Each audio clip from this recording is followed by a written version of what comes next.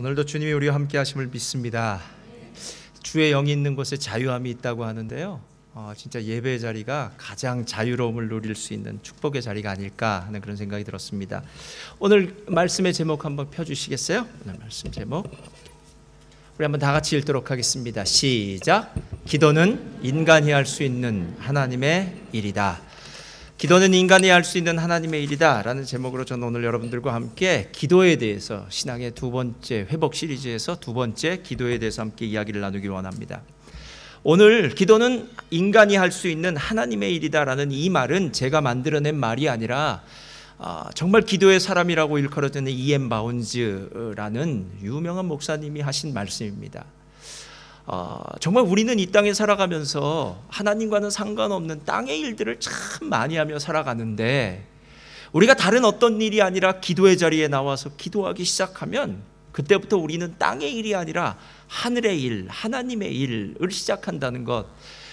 정말 마음 가운데 기도에 대해서 다시 한번 제 마음이 정말 울려지는, 큰 반향이 울려지는 그런 소리를 제가 이 기도의 제목을, 오늘 말씀의 제목을 통해서 다시 한번 깨닫게 되었습니다. 우리는 일반적으로 기도하면 수동적이거나 소극적이다라고 생각해요. 그러니까 힘이 없는 연약한 사람들이 자기의 그 처지를 넋두리식으로 얘기해서 나는 힘이 없어, 나는 부족해, 나는 연약해 하는 식으로 기도에 대해서 생각하지만, 기도가 만약에 하나님의 일이다라고 생각한다면 기도는 능동적인 것이고요, 그리고 긍정적인 것이고 행동하는 것이고, 그리고 기도는 기도하는 사람이 하나님을 향한 그 담대한 믿음을 가지고 전능하신 하나님 앞에 나아가서 하나님 나라의 것들을 구하는 것이고, 또 그 하나님 나라의 것들을 받는 것. 기도는 놀라운 역사의 통로가 되는 축복이더라라는 것입니다. 그래서 만약에 사단이 우리의 삶 가운데서 한 가지를 빼앗갈 수 있다면, 많은 것이 아니라 한 가지를 빼앗아갈 수 있다면 무엇을 뺏어갈까? 저는 기도를 뺏어갈 것 같다라는 생각이 들었습니다. 왜냐하면 기도하지 못하는 성도는 생명, 은혜, 축복 이런 것과는 상관없이 사는 성도가 되기 때문에 결국 멸망길로 갈 수밖에 없더라라는 것입니다. 예수님이 하나님을 만나는 거룩한 예루살렘 성전에서 장사꾼들이 판치는 것들을 보면서 뭐라고 이야기를 합니까? 이는 내 집은 만민이 기도하는 집인데 너희들이 어찌하여 강도의 구려를 만들었느냐라고 책망하시지 않습니까?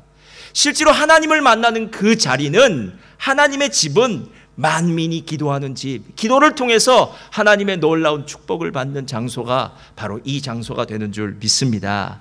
그래서 제가 집사님들한테 이렇게 물어봐요. 기도 생활이 요즘 어떠냐고 물어보면 이구동성으로 저한테 하는 말은 목사님 제가 기도가 부족합니다 이렇게 얘기해요. 한 분도 기도가 남는다고 얘기한 사람을 들어본 적이 없습니다. 여러분도 얘기해 보신 적 없지요? 기도가 남는다고 전 들어본 적이 없어요. 실제로는 아무리 많은 시간을 기도해도 기도에는 부족하겠죠. 그러나 정작 정말 기도가 중요하다고 얘기하면서 왜 우리는 이렇게 부족한 기도 생활을 할까? 신앙이 진짜 회복되기 위해서는요, 예배도 회복되어져야 되지만 가장 중요한 기도가 회복되어지시기를 예수님의 이름으로 축원드립니다. 그래서 기도에 대한 이야기는요, 하긴 너무나 쉬워요. 오늘 설교는 조금 준비하는 건 그나마 쉬웠어요.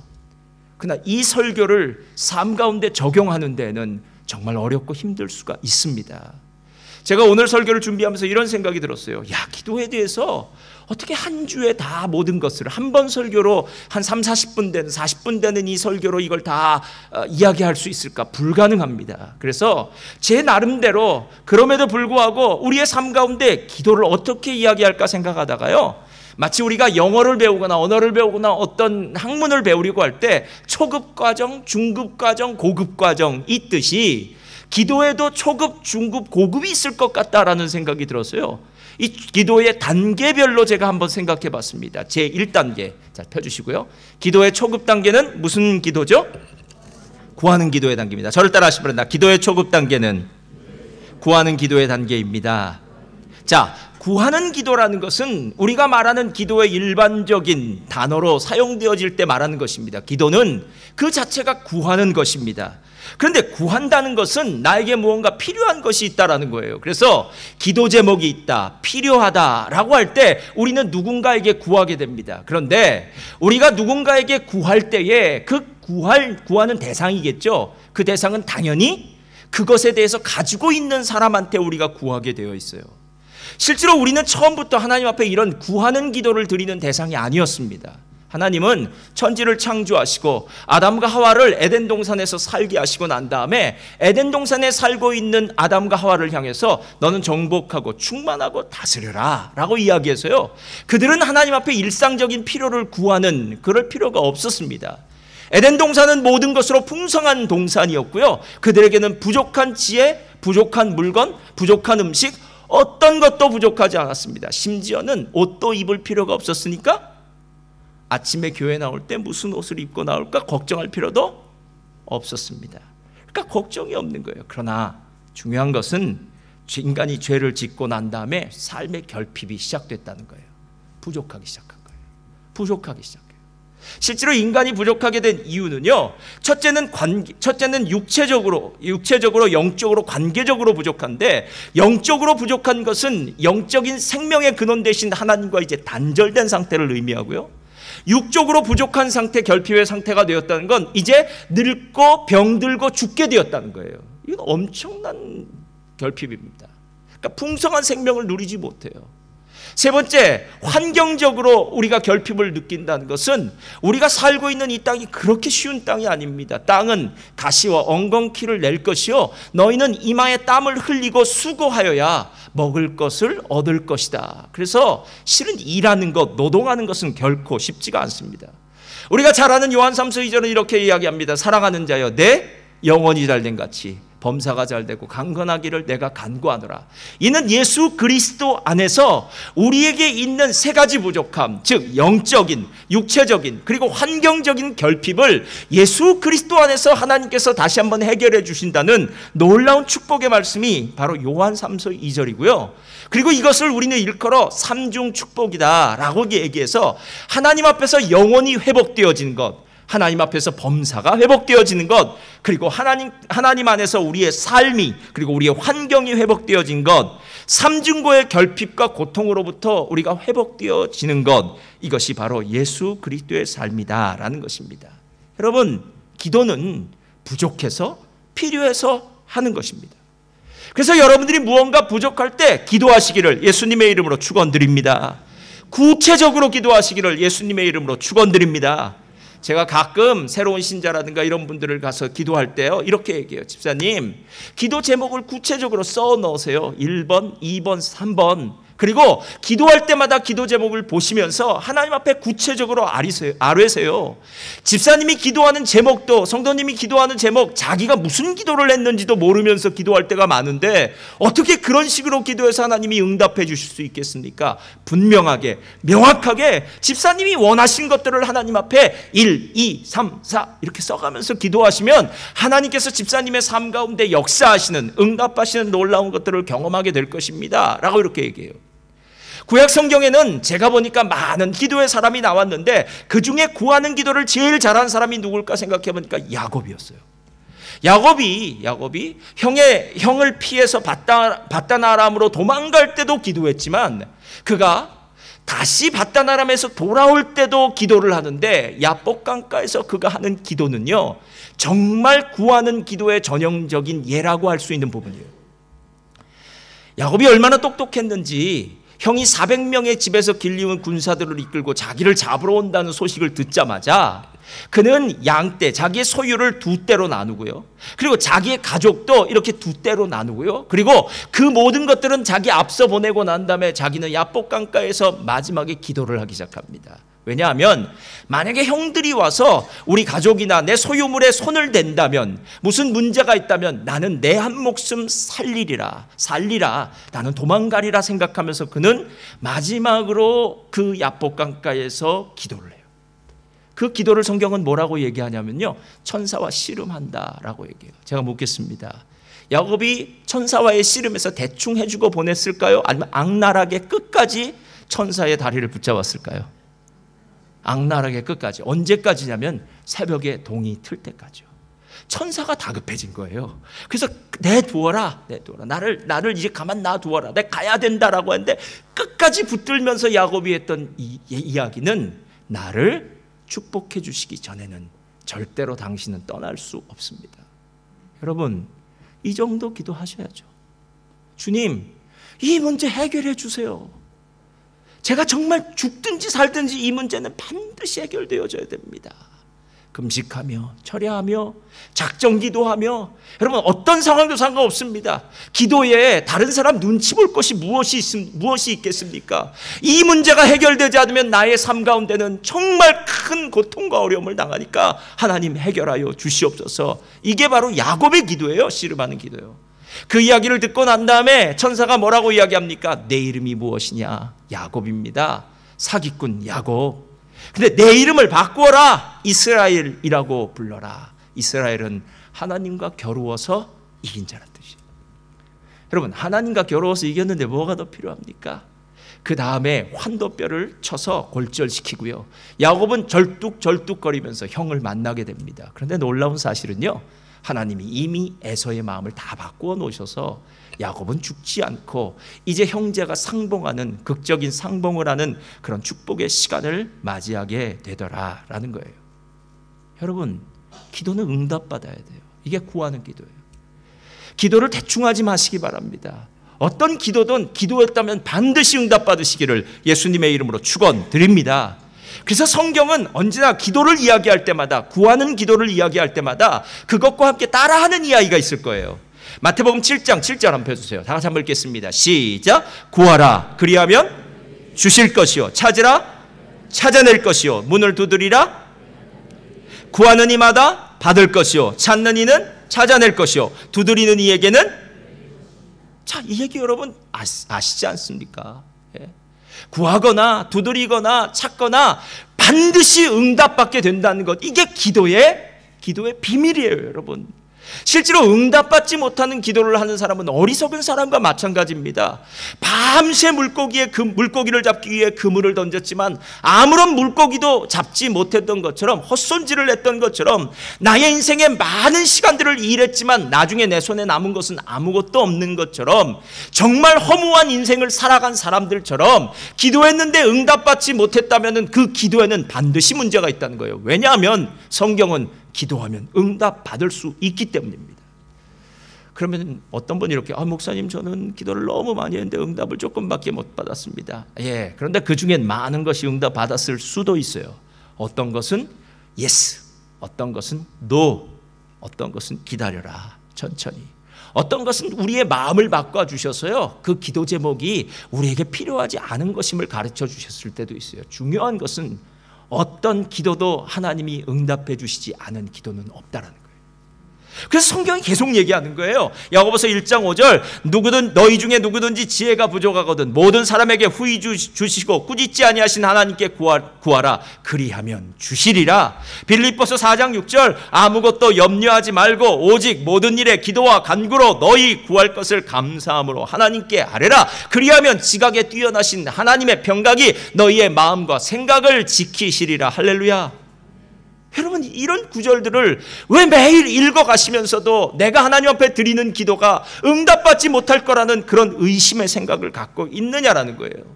야고보서 4장 6절은 아주 큰 도발적인 목소리로 우리들에게 말하는 것이 있습니다. 무엇이라고 하냐면, 우리 한번 다 같이 읽어볼까요? 시작. 너희가 얻지 못함은, 다시 한번 할까요? 너희가 얻지 못함은 구하지.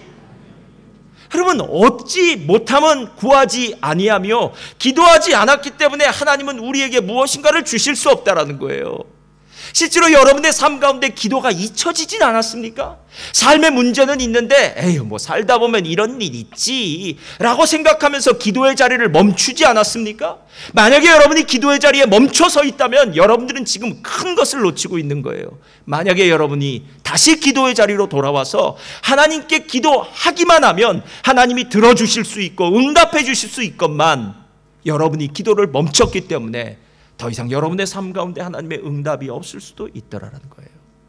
그래서 제가 한 번 더 생각해 보니까요, 구하는 기도에는 도대체 어떤 응답이 있을까 생각해 보다가 전제 조건이 있더라고요. 구하는 기도에. 그것이 바로 오늘 우리가 읽은 누가복음 18장 10절부터의 말씀이에요. 18장 10절 펴주세요. 다 같이 읽겠습니다. 시작. 두 사람이 기도하러 성전에 올라가니 하나는, 자, 두 사람이 올라가요. 한 사람은 바리새인, 한 사람은 세리입니다.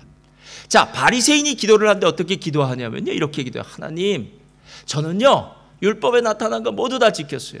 도색하지 말라, 간음하지 말라, 살인하지 말라. 하나님, 저 정말 잘 지켰어요. 저 예쁘지요? 이렇게 얘기하는 거예요.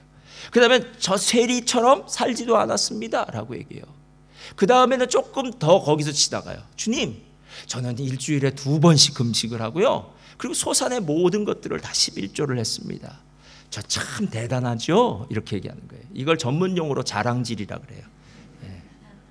그러니까 지금 누구 앞에서 지금 이 얘기를 하는지 모르겠어요. 그러나 문제는 이 사람은 자기 자신에 대한 생각이 하도 크니까 딴 사람은 보이지도 않아요. 자기의 기도의 대상이 누군지도 뭐 관심도 없어요. 그냥 자기가 한 일에 대해서 한참만 이렇게 떠버리기 시작하는 거예요. 하나님, 저 자랑스럽죠? 내가 보기에도 난 대견스러워. 이런 거예요. 근데 그 뒤에 세리가 있었어요. 그는 감히 우러러 하늘을 쳐다보지도 못하고 가슴을 치면서 기도해요. 하나님, 저는 죄인입니다. 저는 죄인입니다. 하고 눈물을 흘리며 기도를 해요. 14절 말씀 펴주세요. 다 같이 한번 읽겠습니다. 14절 시작. 내가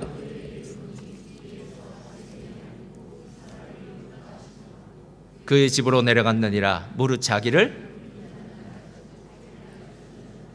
자, 한 사람은 기도의 응답을 받고 한 사람은 기도의 응답을 받지 못했어요.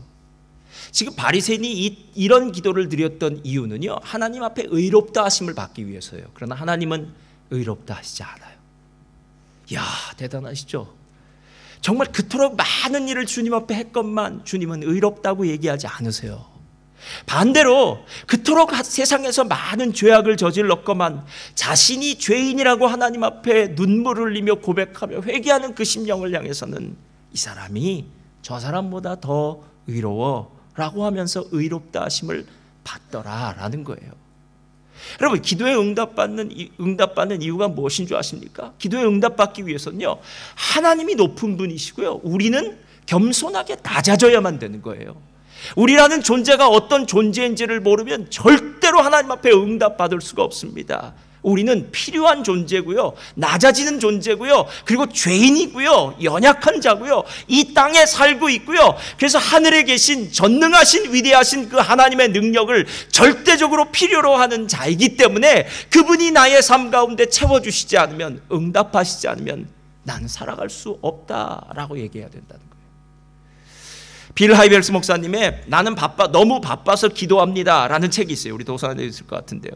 빌 하이벨스 목사님이 오토바이 경주를 했다고, 잘한다고 하더라고요. 오토바이를 타시고 잘 경주한대요. 근데 오토바이는 대체로 함부로 다루어도 작동되는 거친 기계이지만 오토바이에 넣는 연료만큼은 아주 순도가 높아야 한다는 거예요. 그래서 연료를 채울 때에 빌 하이벨스 목사님은 어떻게 했냐면 여과지나 손수건을 대고 거기다가 연료를 걸으면서 채웠다고 하는 거예요. 불순물이 없어야 연료가 최대치의 힘을 발휘하여 달리기 때문에 작은 먼지 하나라도 들어가지 않게 하기 위해서 자신은 최선을 다해서 불순물을 없게 연료로 집어넣도록 했다라는 거예요. 저는 이 구절을 보면서 이런 생각이 들었어요. 그렇지, 우리의 마음 가운데 조금이라도 교만한 마음이 생긴다면, 자랑하는 마음이 생긴다면 하나님 앞에 과연 구하는 기도가 응답되겠냐는 거예요. 여러분, 우리는 할 수 없다고 고백해야 하나님 도와주실 거 아닙니까? 예? 진짜로 할 수 없는 존재고요, 어떤 때는 무엇이 맞는지 틀리는지도 모르겠어요. 그래서 요즘 기도할 때는 그렇게도 기도해요. 하나님, 저는 진짜 어리석어서 이 기도를 해야 될지 안 해야 될지도 모르겠습니다. 그러나 일단은 합니다.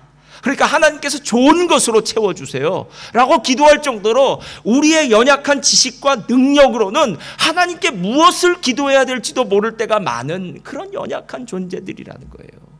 그래서 낮은 자가 되었을 때, 자랑이나 교만이 우리 안에서 깨끗이 사라졌을 때, 그때 구하는 기도는 놀라운 응답을 받게 되더라라는 겁니다.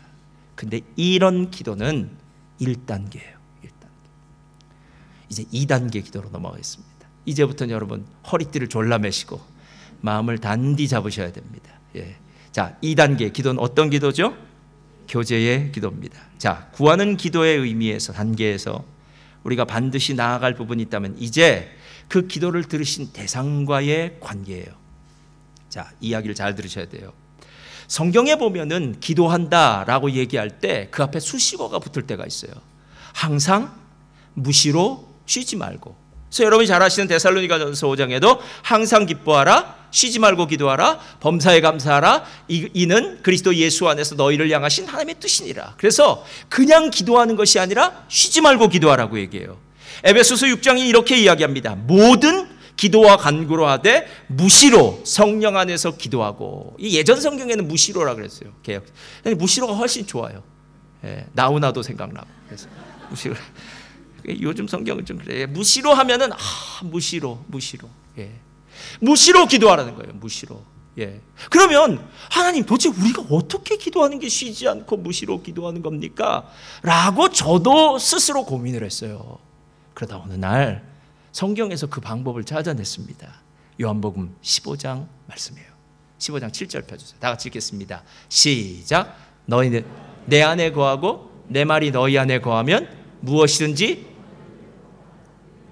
자, 여러분 오늘 이 말씀 그냥 좀 펴주시고요. 이 말씀은 어떤 구절에서 이야기 속에서 나오는 구절이냐면 요한복음 15장은 포도나무의 비유예요. 나는 아버지는 포도원의 농부요, 나는 포도나무요, 너희는 가지다라고 얘기해요. 그런데 너희가 포도나무 가지가 포도의 그 나무에 붙어 있어서 과실을 많이 맺으면 하나님께서 그를 복내실 것이요, 과실을 맺지 않는 그 가지는 나중에 다 잘라다가 어떻게 해요? 불에 태워버릴 것이다 라고 얘기해요. 여러분 실제로 오늘 우리가 매일 순간순간 잠도 자지 않고 일도 하지 않고 그냥 기도의 자리만 나와서 기도하라는 얘기가 아니에요. 오늘 쉬지 않고 항상 무시로 기도하라는 것은 너가 내 안에 거하면 된다는 거예요. 그러니까 예수님 안에 거한다면 우리는 매일매일 기도하는 사람이 된다는 거예요. 그러면 예수님 안에 거하는 것이 무엇인가? 오늘 성경은 내 말이 너희 안에 거하면, 내 말이 너희 안에 거하면. 시편 1편의 말씀 지난주도 얘기했는데요. 복 있는 사람은 쫙 나오다가 뭐라고 이야기합니까? 여호와의 율법을 즐거워하여 그 율법을 주야로 묵상하는 자요. 여러분 사단이 우리의 마음을 빼앗으려 할 때 어떻게 빼앗으려는 줄 아십니까? 우리 마음에 예수님이 있으면은요, 그 예수님 빼앗으려 하는 거예요. 그때 예수님을 끌어내지 않아요, 여러분. 예. 사단은 예수님 말고 다른 것들을 갖다 줘요. 예를 들어서 두려움을 가져다 줘요. 그럼 예수님이 안 보이기 시작해요. 염려와 근심과 걱정을 가져다 줘요. 그러면 예수님이 갑자기 안 보여져요. 세상의 쾌락을 가져다 줘요. 그럼 예수님이 안 보여져요. 탐심을 가져다 줘요. 그러면 예수님이 사라져 버려요, 여러분. 예.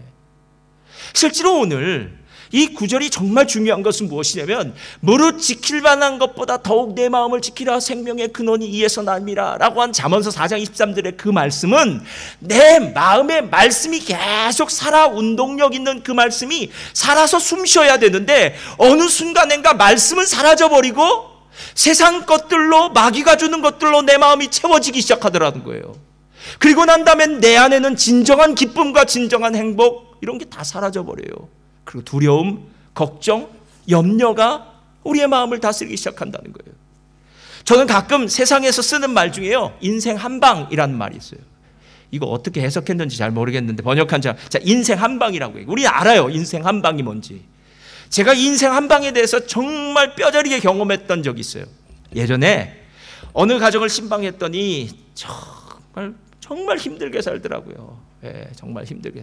아내는 임신해서 이제 만삭된 상태로 있고, 그 아빠는 젊은 부부인데 참 열심히 일하는데 뭐 앞이 보이지 않아요. 그래서 가서 한참을 이렇게 기도를 하고 예배를 드리는데 그 아내가 막 울더라고요. 그래서 신방 갔는데 막 하도 처지가 힘드니까 울었겠죠. 그래서 그 우는 모습을 보면서 저도 마음이 가빠서 막 그냥 온갖 기도를 다 해주고 왔던 경우가 있어요. 근데 그 해가 지나고 그 다음 해에 그 집 공장이 대박이 났어요. 그래서 한 방에 확 올랐었어요, 그 가정. 그래서 그 다음부터는 차가 달라지고 삶이 달라지고, 그 다음에 얼마 전까지 있던 그 사람들의 모습이 아니에요. 그래서 완전히 달라졌어요. 야, 인생 한 방이구나 하는 생각이 들었어요. 그리고 나서 한 2, 3년이 지났어요. 그러다 그 집이 확 망했어요. 그래서 한 방에 갔어요. 그래서 제가 그 모습을, 야, 한 방에 서기도 하지만 한 방에 망하기도 하는구나 하는 생각이 들었어요. 여러분, 제가 좀 더 쉽게 얘기해 볼까요? 호주 같은 경우라면 정말 커피값 1불, 2불 뭐 아끼고 이것도 아끼고 저것도 아끼고 하는데 어느 날 운전하다가 핸드폰 잘못 들어서 400불이 넘는 파인을 먹는 거예요. 남 얘기 아닙니다, 여러분. 여러분, 진짜 아깝죠. 내가 아유, 이럴 거면은 내가 실컷 쓰기라도 하지. 좀 더 큰 얘기 한번 해볼까요? 정말로 열심히 돈을 벌었어요. 열심히 일을 했어요. 그런데 어느 날 갑자기 큰 병을 얻었어요. 야, 여기보다는 한국이 검사를 뭐 더 정밀하게 한다더라. 그래도 내 나라에 가면은 내 말 알아들을 수 있으니까 거기 한번 가보자 해서 왔다 갔다 하다가 그토록 힘들어서 얻은 돈 하루아침에 다 날려버리는 경우도 많이 봤어요. 인생 한 방이에요. 근데 인생 한 방에 긍정적인 측면이 우리에게 있다는 거 아세요, 여러분? 누구 때문에요? 예수님 때문에. 여러분, 우리가 인생 막장이 되었다고 이야기한들, 아니면 지금 도저히 이 자리에서 더 이상 앞으로 나아갈 수 없는 고통의 자리, 고난의 자리에 나는 지금 도달했다고 해도요, 여러분, 정말 우리들에게는 마지막 남은 한 방이 있지 않습니까? 하나님이요. 죽기 아니면 까무러치기. 살면 전도, 죽으면 천국. 할렐루야. 뭐 이런 정도의 믿음이 있어야 되는데, 살면 근심, 죽으면 어디 가는지 모르겠고, 이러면 이제 문제가 심각한 거예요, 여러분. 여러분, 어차피 죽는 거 아닙니까, 진짜요? 예? 이래 죽나 저래 죽나 한 방이라면은, 하나님이 내 생명의 주인 되신다면 이 문제 하나님이 해결해 주실 것이요, 만약에 해결 안 돼서 간다면 우리 천국 갈 테니까 남아있는 사람들 하나님 책임져 주시겠지 생각하고 천국에 할렐루야로 달려가는 믿음의 역사가 있으시기를 예수님의 이름으로 축원드립니다. 여러분, 이게 진짜 믿음이에요. 이게 진짜 믿음의 한 방이에요. 왜 믿음의 한 방이 우리들에게 있다고 생각하는 줄 아십니까? 하나님과의 교제가 이루어지기 때문에 그래요. 무엇을 구하는 기도만 한 것이 아니라 진짜 나의 삶 가운데 하나님과 깊은 교제가 이루어져서 아무리 힘들고 어려운 일이 있어도, 그래, 하나님 나 붙들고 계셔, 하나님 나 도와주실 거야, 하나님의 한 방이 있어 라는 생각이 내 마음에서 떠나가지 않더라 라는 거예요. 위대한 신앙인들의 삶을 보면 다 기도의 대가예요. 기도하지 않았던 위대한 신앙인은 한 사람도 없어요. 그런데 그들의 기도는 구하는 기도의 단계가 아니라 교제의 기도의 단계였다라는 거예요. 여러분, 오늘 우리 셀 교재 3번 문제를 보면 이렇게 얘기해요. 그랑티 목사님, 가스톤 그랑티인데요, 그랑티 목사님이 말하는 기도의 시간이 너무 짧았다는 고백을 들으면 어떤 생각이 드나요? 왜 나의 기도 시간은 그토록 길게만 느껴질까요? 이건 여러분 얘기입니다. 그 이야기를 말해봅시다. 이렇게 얘기해요. 이거 3번 문제예요. 요거 얘기해 드릴게요. 가스콘 그랑티라는 목사님이 있었어요. 어느 날 자신의 사환에게 이렇게 부탁을 해요. 기도를 하러 들어가면서 사환에게, 얘야, 내가 어디를 가야 되는 일이 있으니까, 무슨 일을 해야 되는 일이 있으니까 30분이 되었을 때 방 안에 문을 열고 나에게 알려달라는 거예요. 이제 30분이 됐다고. 그래서 그랑티 목사님이 들어가서 기도를 하기 시작해요. 기도를 쫙 해서 30분 동안 탁, 이제 30분이 다 됐어요. 사환이 그랑티 목사님에게 알려주기 위해서 문을 쫙 여는데, 사환이 그랑티 목사님의 그 모습을 보니까 그의 입술은 계속 움직이고 있는데 그의 모습은 아주 고요한 상태예요. 여러분, 뭔가 이렇게 좀 두렵고 위험 있는 것 같을 때 감히 이렇게 말을 못 거는 것처럼요, 이 사환이 30분이 되었습니다라는 얘기를 못 하겠다라는 거예요. 그래서 문을 닫고 나왔어요. 그리고 나서 또 30분이 흘렀어요. 그럼 얼마나 기도한 거죠? 1시간. 그래서 다시 문을 열었어요. 그런데 점점과 똑같은 그 하늘의 신령한 은혜와 그 엄숙한 모습 기도하고 있는데, 그래서 또 문을 닫아버려요.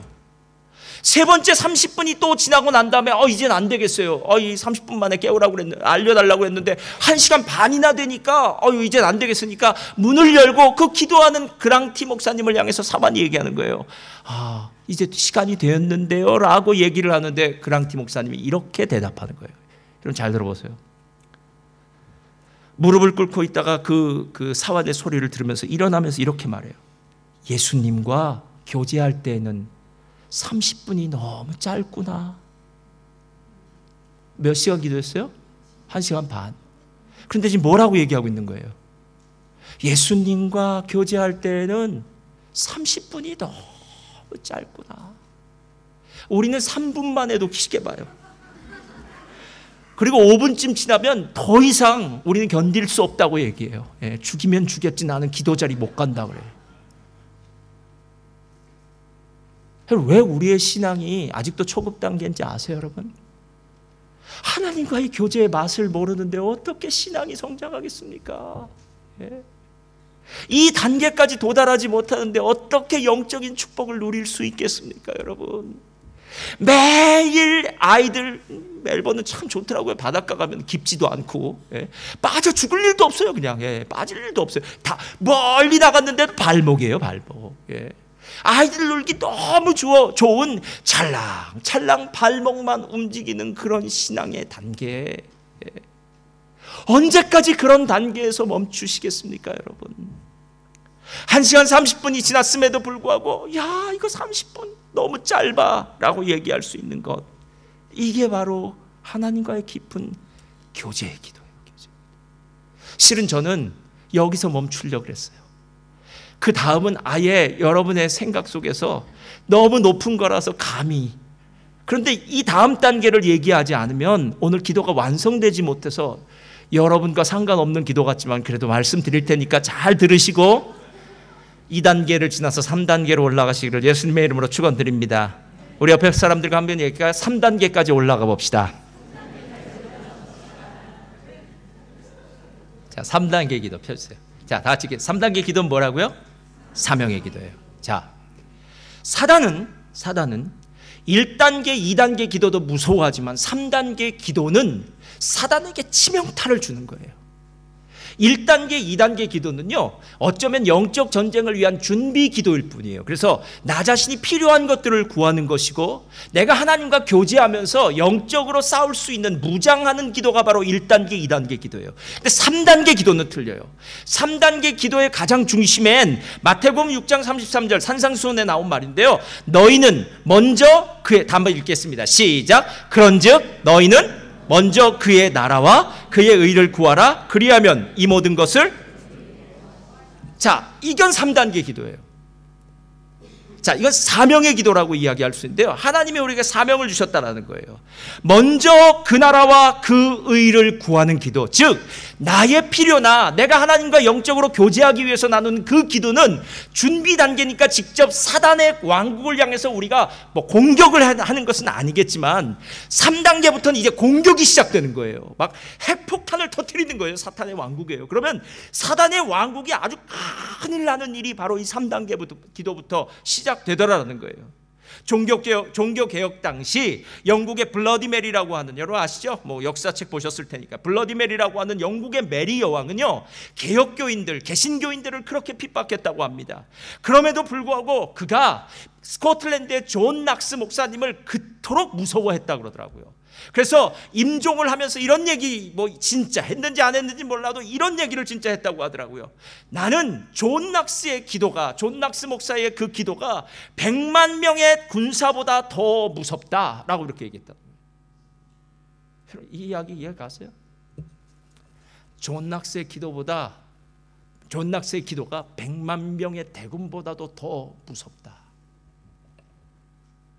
여러분, 사단의 왕국은, 사단은 다른 것 때문에 무서워하지 않습니다. 사단은 기도하는 사람을 무서워해요. 사단은 사단의 왕국을 공격하는 사람을 무서워하는 거예요. 그저 나의 일 잘 되고 내 인생 편하고 잘 먹고 잘 입고 잘 사는 정도에서 멈춰 있다면 사단은 그런 사람 공격하지 않습니다. 그런데 실제로 저는 이 존 낙스가 기도의 사람으로 무서운 사람인 줄 알았는데, 존 낙스의 사위는 더 무서운 사람이에요. 존 낙스의 사위의 이름은 존 웰치였어요. 존 웰치는 얼마나 무서운 사람이었냐면요, 이렇게 얘기해요. 존 웰치는 하루에 8시간에서 10시간을 기도로 보내지 않으면 그날 하루를 잘못 보냈다고 생각하는 사람이었대요. 아이고, 우리 같으면은 상상도 못할 일이죠. 하루에서 8시간에서 10시간을 기도하지 않으면 자기가 하루를 잘못 보냈다고 생각해요. 더 놀라운 사실은요, 그는 늘 밤중에 일어나 기도할 때 뒤집어 쓰는 담요를 준비했다고 해요. 그러면 밤중에 일어나서 담요를 뒤집어 쓰고 방바닥에 엎드려 울고 있는 남편을 보면서 그 아내가 매번 불평하곤 했다는 거예요. 여보, 잠을 자야지. 낮에도 그렇게 오랜 시간을 기도했는데 밤에도 잠을 안 자면 되겠어? 라고 얘기하면 이 존 웰치 목사님 뭐라고 얘기한 줄 아세요? 여보, 내가 기도해 주어야 할 영혼이 3,000명이나 돼요. 그런데 나는 그들이 어떤 상태에 있는지 모르겠단 말이야. 내가 기도해야 될 대상이 3,000명인데 그 사람들이 다 신앙생활을 잘한다면 내가 이렇게 일어나 기도하지 않아도 되는데 나는 지금 그 사람들이 어떤 상태인지 모른다라는 거예요. 모른다. 여러분, 존 웰치를 두려워하지 않았겠습니까? 사단이요. 무서워하지 않았겠습니까, 여러분? 예? 왜 우리의 신앙이 진짜 깊어지지 않는 줄 아십니까? 이유는 한 가지예요, 여러분. 하나님과 교제가 안 되기 때문에 그건 당연하지만요, 실제로 사명을 가지고 기도하는 사람이 없어요. 사명을 가지고 약해요, 부족해요. 사명을 가지고요.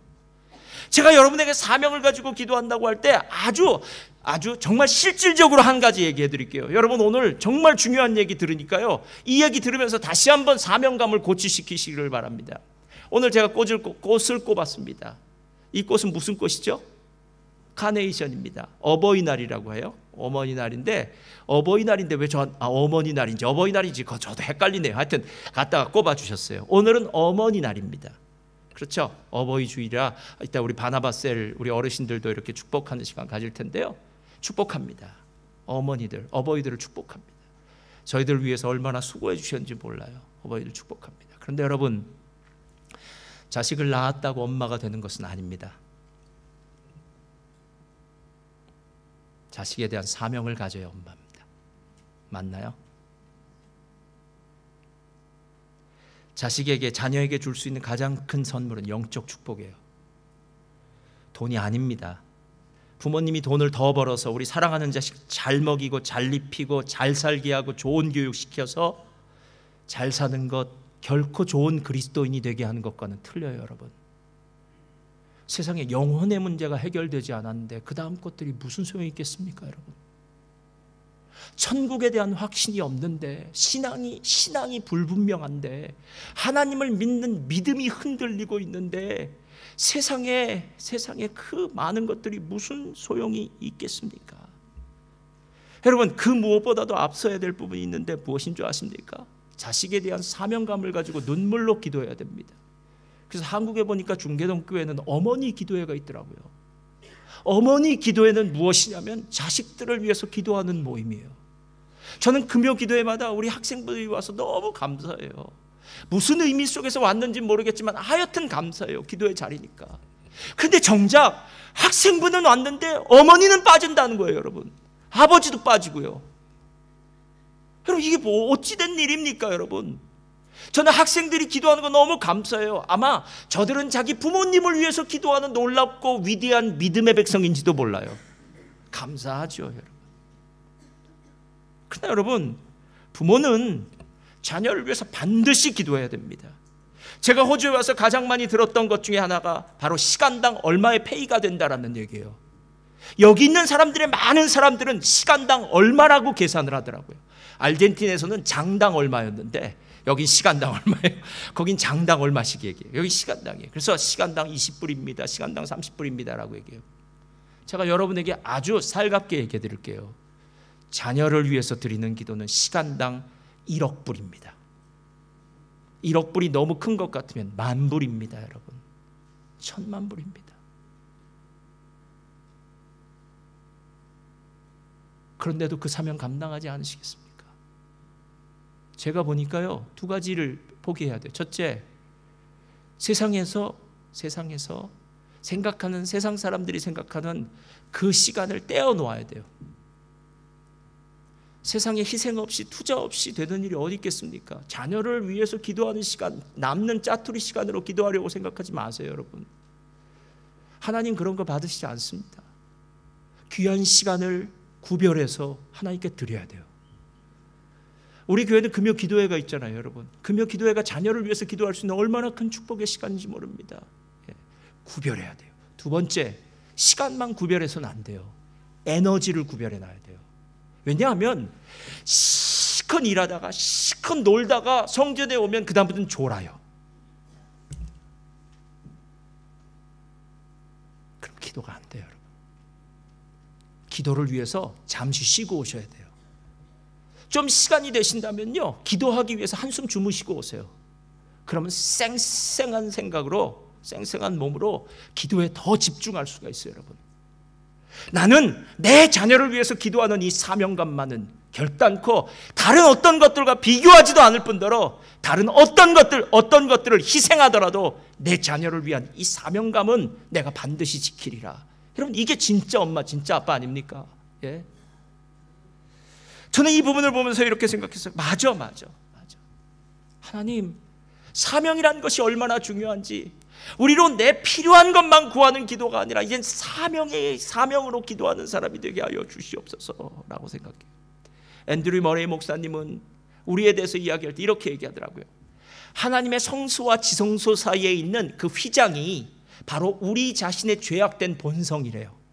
그러니까 성소와 지성소를 가르고 있는, 구별하고 있는 그 휘장이 바로 우리의 죄악된 본성이라는 거예요. 여러분, 성소에 들어가는 것도 대단한 일입니다. 그렇죠? 제사장이 성소에 들어가면 등잔불을 보고 떡상에서 진설병을 보고 거기 향단이 있어서 하나님께 기도의 향이 드려지게 하는 그 아름다운 일이 성전에서, 성소에서 있지만, 그러나 성소는 지성소와 비교할 수가 없어요, 여러분. 지성소는 하나님의 임재가 있는 곳이에요. 하나님을 만나는 곳이에요. 하나님이 복 주시는 곳이에요. 하나님의 영광이 있는 곳입니다. 그런데 왜 성소에서 지성소로 못 들어가는가 봤더니 바로 휘장이 쳐져 있기 때문에 그렇다는 거예요. 그 휘장을 어떻게 해야 되냐? 우리의 죄악된 본성인 휘장을 찢어버려야 된다는 거예요. 그 휘장을 찢는 것이 바로 사명의 기도예요. 사명의 기도. 여러분, 힘들어도 어려워도 사명은 감당해야 되는 거 아닙니까? 우리가 아버지로서, 엄마로서, 아니면 학생으로서, 아니면 어떤 직업을 가진 사람의 사장으로서, 종업원으로서, 아니면 어떤 일도 상관없습니다. 내게 주어진 직책이 있다면 그 직책에 대한 사명은 감당해야 될 거 아닙니까? 예. 근데 그거보다 더 중요한 사명이 있다면 하나님은 우리를 그리스도인으로 부르셨다는 거예요. 그리스도인. 그리고 하나님의 자녀로 부르셨다는 거예요. 하나님의 자녀인 사명은 있지 않겠습니까? 예. 어떻게 하나님의 자녀가 대충 살다가 가시겠습니까? 저는요, 이제 나이가 들었으니까요, 별거 없습니다, 목사님. 이렇게 살다가는 법은 없습니다, 여러분. 하나님이 여러분을 향해서 말씀하시는 그 사명을 감당하며 살아야 된다는 거예요. 예. 지난주에 데이빗 구달 박사의 104세에 스위스에서 안락사 한 이야기가 나와요. 한번 틀어주세요. 뒤에 불 꺼주시고요. 104살의 호주 최고령 과학자 데이비드 구달이 스스로 생을 마감하기로 했다는 소식 며칠 전에 전해드렸는데요. 현지 시간으로 9일에 스위스 바젤에 도착했다고 합니다. 구달 박사는 생을 마칠 기회를 얻어서 행복하다면서 생의 끝에 듣고 싶은 음악 베토벤 교향곡 9번을 흥얼거렸습니다. 김성탁 특파원입니다. 호주 과학자 데이비드 구달의 104세 생일을 맞아 가족과 친지들이 축하 노래를 부릅니다. 구달은 불치병에 걸리지 않았지만 최근 수년간 능력이 급격히 쇠퇴하고 있다며 더 이상 삶을 지속하고 싶지 않다고 말했습니다. 스스로 생을 마감하고 싶어한 그는 호주에서 안락사가 허용되지 않자 스위스 바젤 병원에 도착했습니다. 스위스에선 의사가 처방한 치사약을 본인이 직접 복용하는 방식으로 안락사를 허용합니다.